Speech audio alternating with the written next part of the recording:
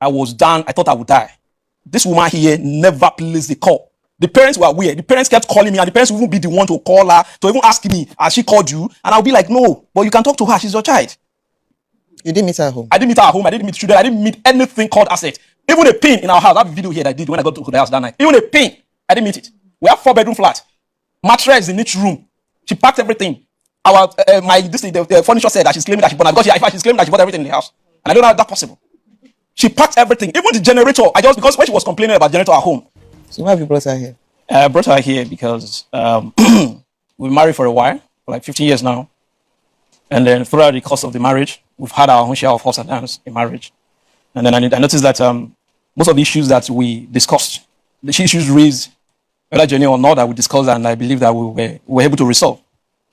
Down within her, she see bruise on them.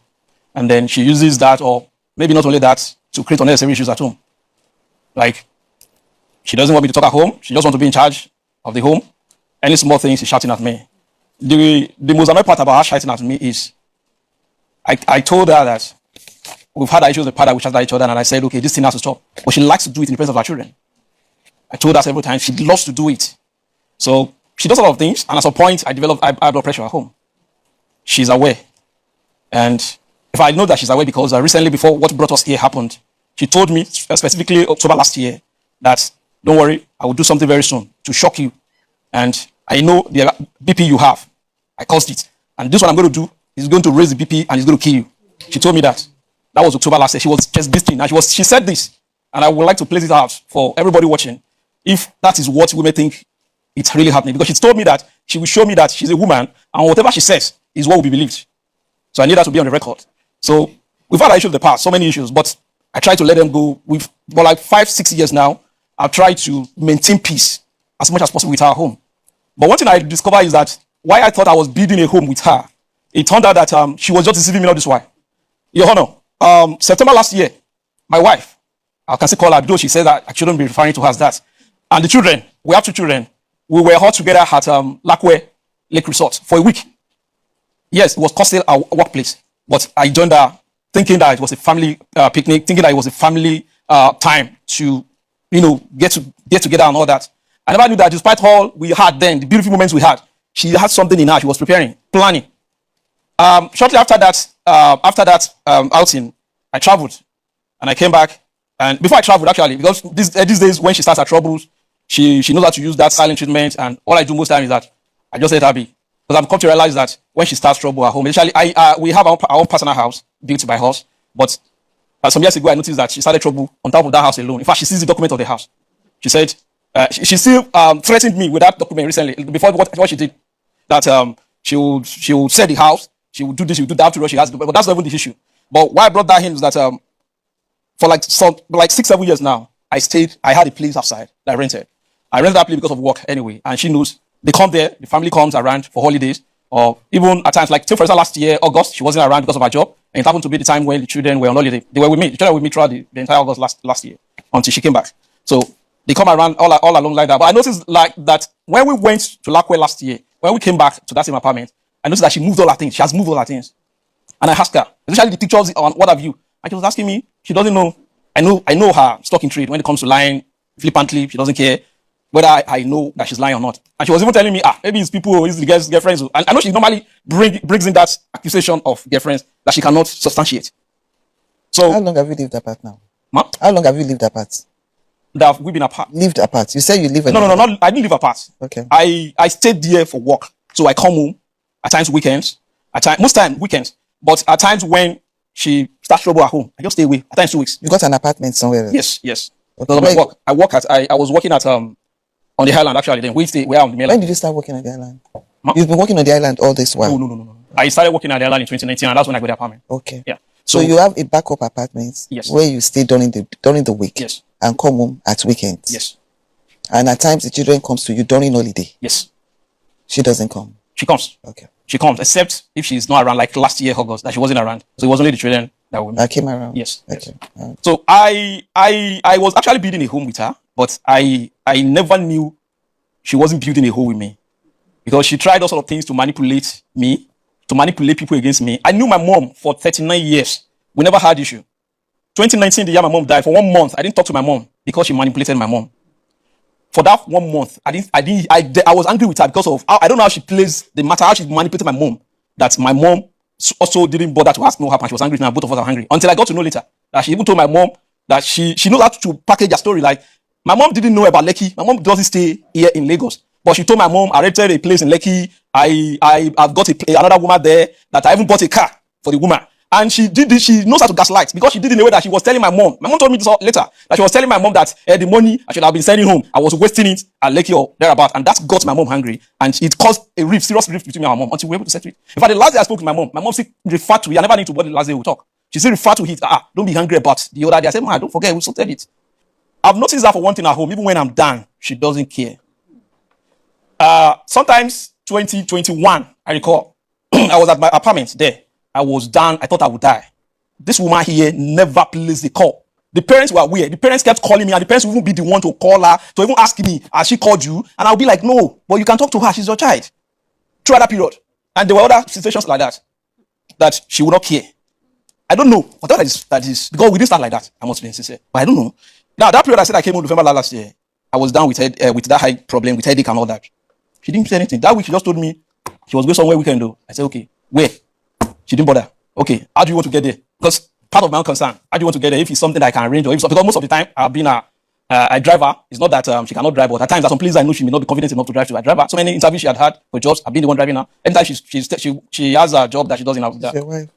She's your wife. Yes, I know. I'm just saying. The two of you can be everywhere together. Yes, I'm just saying, because when she says things, you feel like it's like Dave is not there for her. And when it comes to the issue of financial, of moral support, or what have you, you know what I want to suggest? Let's hear from her, then you can respond as well. But why are you here? Okay, yes. You have not told me why. I'm here now because remember last year we had an issue at home. Oh, no, we didn't have an issue initially anyway. I was done when that day I said she was going out. She left home very early in the morning on that Saturday. No goodbye, no whatever. I was done. I couldn't take care of myself, not to take care of children. I woke up and I was like, okay, maybe she had made a plan for the children. I noticed I had no plan for the children. So I asked the children, what happened? What are you guys doing? They said, okay, they have their series. Because when I come home like that, I buy their series. So they said they have series. And okay, take your series. So I didn't hear from my wife that day. I tried reaching her. She wasn't picking her call. I have the record here. Until around 4 p.m., I called her father. I couldn't see my wife. And the father said, it's like she told me that so. I said, but she didn't tell me. And that got me hungry, I must say. We are home. And I told the father. And the father said, okay, he will reach out to her. And whichever we want to know the father. I didn't see her in short until around 8:30 p.m. that day. At night. Since the morning. So when she was coming back, I already told the father. I said, I'll not allow her introduce us to do. She'll go back to where she was coming. Yeah, it could be I was angry. And the father said, no, you don't need to do that. I said, but this is wrong. The father was even trying to say, no, you can't do that. I said, well, it's not about me whether I can't do that. She has done worse than that to me in the past. That was the time I was coming home at night like that. She locked me out. We landed in the police station that night. But she didn't allow me to come in my house or our house that would be together. So that was just by the way. I can't be mentioning all the things that happened to call the church. So when she came home that night and she was at the gate, I was not even strong enough to even say I'm struggling with her. I was at the gate and she was trying to open. Later I left the gate and she opened the gate. And I told her, where are you coming from? Go back to where you're coming from. And typical of, I knew she was waiting for something to erupt so that she can actualize whatever she has been planning. Then she went back to her car. I started talking, shouting at me. Even my mom does that. She likes to do that. She will send me to my mom, as we say in Yoruba, sending me to my mom. Oh my God, this and that. So she left. Like 3 or 4 minutes after she left, I have the record on my phone. I called her 4 times. She didn't pick. I was calling her to even tell her that I better come back home. It's night. I'm not. If that's all I said, you know that I meant it. She didn't pick the call. I called the father, and the father told me that he was talking to her. So after a while, I kept calling the father. I don't know whatever she told the father. The father picked my call several times that night. So I asked the children. Despite the fact I was not even okay that period, it was night. I asked the children, where do you think your mom can go to? They said maybe she can go to a friend, one of our friends' place that we know. I said, okay, guy, let's go.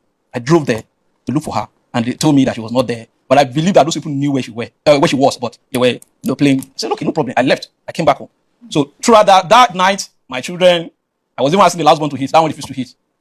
The elderly brother, that one said, okay, we'll make noodles. They took care of themselves that night. So the following morning, I tried to reach her. I noticed that she had blocked me. And that's blocking I'm talking about till this moment as I speak. I've not been able to call her line. I can't reach her on any form, from any this thing. I was sending her SMS, but I noticed that SMS was not, they were not dropping her. Even on our wedding day, I still sent her SMS, even after all that happened. On our wedding anniversary, rather. Okay. Wedding anniversary. I still sent her, that was November 20. That thing happened to November 23. Even on her birthday, I still sent her a big birthday message, even though I know she's doing whatever she's doing. So that Sunday morning, I called a friend who has been privy to what happens in her home, who has been involved on several occasions. So like, okay, it's not started again. Please let me talk to her. So that friend of mine was intervening. He was able to reach her. And it was the one that said, your wife, he not told me that your wife said, don't come home. I mean, that you should leave home. I don't want to meet you at home. If I meet you at home, anything can happen. So my friend has said, if that's the case, Dave, leave the house. You know how you do it now. Leave her for another 1 week or 2 weeks. Maybe she could. So I had to take the children to her friend's house. Okay, please let me. I know you guys know where she to know it, so please let me call her. She can come home. So I left the home. About 2 weeks after, in the course of that, my friend was trying to mediate, and he kept telling me that your wife is not listening. It's like she don't plan this thing, and all that. I said, okay, if it's the case, let's give her a month. But at some point, I couldn't let it be. I didn't hear from my children. Even after I can't hear from her. October, for instance, when I traveled, she was not listening, receiving my calls. But at least she was allowing me to talk to the children on her phone. I said, okay, I couldn't reach out see the children. And these are children of which one of them has been having an issue, a teenager, our firstborn. He was run away from home like 2 times. I don't know if he has more than that now, when I've not seen them. So I left after 2 weeks. After 2 weeks, I left the house. When my friend was medicating, I decided to go home. My friend said, no, go home. And this woman plans on the fire. I said, whatever. If I go home, she pours acid on me. I said, I won't care. It will be on the record that Nami Maria. So before I went home that day, because we've had our issues before at the domestic violence, whatever, I went there to syndicate that please, this happened, and I need to go home in case anything happens. And they even told me that she was with them earlier to come and complain, but they didn't see any serious reason for them to contact me. That's why they didn't contact me. So I went home that night, ma. We have a 4-bedroom flat, built, fully furnished. I got home, ma. Nothing is remaining in our house. She packed everything. You didn't meet her at home? I didn't meet her at home. I didn't meet children. I didn't meet anything called asset. Even a pin in our house. That video here that I did when I got to the house that night. Even a pin, I didn't meet it. We have 4-bedroom flat. Mattress in each room. She packed everything. The furniture said that she's claiming that she bought. Because she's claiming that she bought everything in the house, and I don't know how that's possible. She packed everything, even the generator. And just because when she was complaining about the generator at home, the one I bought in Lekki that is even second hand, she said she wants something like that. I said, don't worry. I took my time. I saved up. I bought a new one for them, big one, 4.5 kV. She packed it. I just bought them a deep freezer, big one. I need to mention it for people to know what things she packed in the house, because people are asking me, what did she take? She took everything, anything called. So it's so funny that even my frames on the wall, she packed them. Till now, I'm still asking myself, because he has been telling story of all the places we've been going to justify herself. She packed my frames. With my baby frames, she packed it. She packed everything in the house. Pictures of when you were small?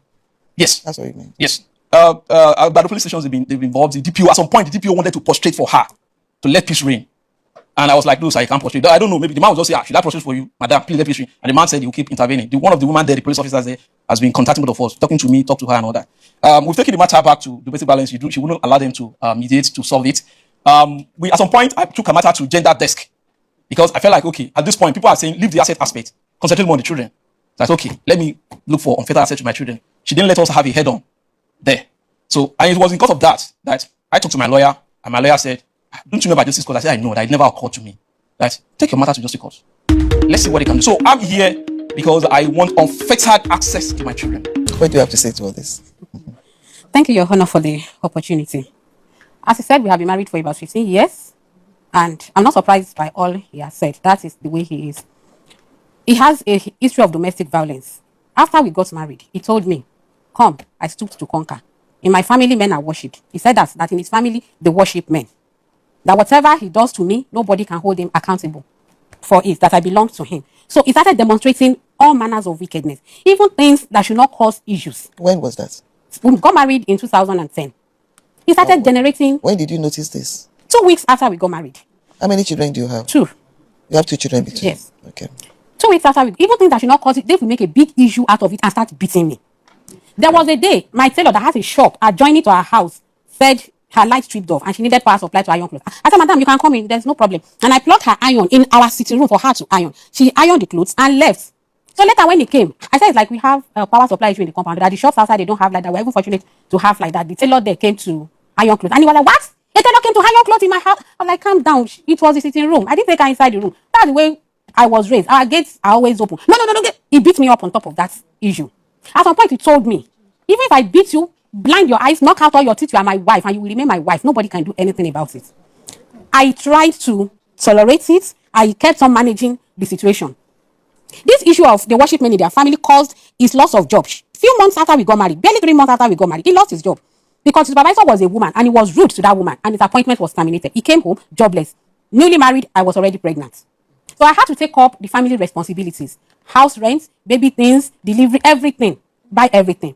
When I had that first child, he told me that his mother that will come and stay. I said, well, my parents will come for the naming ceremony, which my parents did. But I told my mom, he said his mom will stay. Both of you cannot stay. So my parents had to go back the day after the naming ceremony. For the first one, I had courts in my private parts. After my parents left, Dave and his people never help me with anything in the house. I will sit like this and be turning amala for them. And they will sit comfortably and eat. Nobody will help me with baby clothes. I will wash the baby clothes, sweep, do all the domestic chores. I was doing my master's in public health at Lucy Daraba. We were living at Fagba. Before leaving home in the morning, I will cook what they will eat before leaving for school. When I come back from school late in the day, I will still come and cook for them and come and wash my baby clothes in the night. The mother was coming. She came with a child, one of his nieces, 8 years old then. His other sister from Ikorodu also brought her own daughter. Nobody told me that any child will come. We had 2 children with the mother-in-law. Dave was not working. I was responsible for all the upkeep, feeding and everything. And I was working as a slave. But I was trying not to talk so that they would not say it's arrogance because the husband is not working. Dave told me, I know it's not easy, but I cannot help you to do anything. If I help you now, my mother will say you have enslaved me. Why don't you follow me back, Baro? The mother cannot do without eating pap every morning. I will carry a big bowl like this on my head to go and grind corn for his mother. When I was going to resume work and I was negotiating for crèche, the owner of the crèche said, were you the one that delivered in that house? I said, yes. I thought you were their house help because you're always washing clothes outside. Even the clothes of people that came to stay, I was washing clothes for all of them, including undies. I bought everything in silence. They didn't see anything wrong with me feeding them and paying house rent, buying diaper, buying everything, but they saw everything wrong with helping me. Because they believe as a wife, I should be a slave to them. I tolerated everything. When I was about to resume work from maternity leave, I thought the mother would stay at least to be taking care of that child. Mama said she was leaving. My dad drove with 52 tubers of yam from Ekiti when I delivered. His relatives will come from Ikorodu, from Ibadan. They started packing it small. Less than a month, everything disappeared. I told him at some point, I said, when your people want to take this, please let me know. It's not right for me to enter the kitchen and see that rice has gone halfway, yams are disappearing. The mother left. After the mother, I told him, I said, see, this was not easy for me, but I had to beg. Please, when I have my next baby, let my mother come and stay with me, at least for 1 month. I said, if it is not wickedness, I should not be sitting like this and be doing semo, doing amala for you. I said, that is wickedness. I said, please let my mom come when I have the next baby by the grace of God. When I had the second child, it was by CS. My mom came. I didn't know they were already putting my mom under pressure. That his mother wanted to. Mom just said, I'll be leaving next week after the dream. I said, why? So he said, I didn't know she was under pressure to leave. She left. The dad did not tell me that his mother was coming. When my mom left that Sunday morning, he just came to tell me, I want to go and pick my mom as beggar. I said, you didn't tell me she would be coming. He didn't answer. He went to pick the mother. The mother came. As usual, came with another child. They sat. He got a job around that time. He lost it again. Because of this issue of men being worshipped in their family. He found it difficult to maintain a job at that time. The mother came. I was bearing all the household expenses again at that time. The same thing, nobody was going to help me. A colleague came to visit me from the office less than 2 weeks after CS. He met me in the kitchen turning semo, and the woman busted into tears. He said, she had delivered baby through CS. That for 3 months, even the cup she wants to use to drink water, somebody must help her to pick it. I said, well, that is where I have found myself, and I have to bear it. I bore it all. Then in 2015, Dave got a job at the Lagos State House of Assembly with Honorable Mudashiru Obasa. Meanwhile, before he got that job, I told him, I said, the rent we are paying in this house is too much. Let's try and find a place where we can start our own building projects. We moved into that house, 900,000 naira total package. Everything came from my account, not a dime from Dave. The subsequent years we paid, 600,000 also came from my account, not a dime from him. I said, this money is too much. At that time, I said, let's get our own place. I have some money saved in my account. Let's look for land. We got that land. I paid. I have the receipts. The payment slip is right here with me that I used to pay for that land. Then I said, okay, I still have $1 million in my account. Let me transfer it to your account so that you can start the building project. You can be monitoring and supervising. I transferred that one to his account. I have the slip here too. Then I gave him my ATM card. That was not the first time he would have my ATM card. When he lost his job, I handed my card to him, like, so that he will not feel, so that he will not be depressed, so that he will not feel less than a man. No matter the amount they withdraw from my card, I have never asked him what he did with the money. I will just receive the alarm back down. I will believe he doesn't waste money. He must have withdrawn the money for a cogent reason. That was the way he was abusing me and beating me all the time. I was bearing it all, trying to build a home. Because my parents actually warned me not to marry him. They said the way they see him is like he's hiding some behavior that will come. So I was even ashamed to tell them I was in trouble. So I kept enduring it.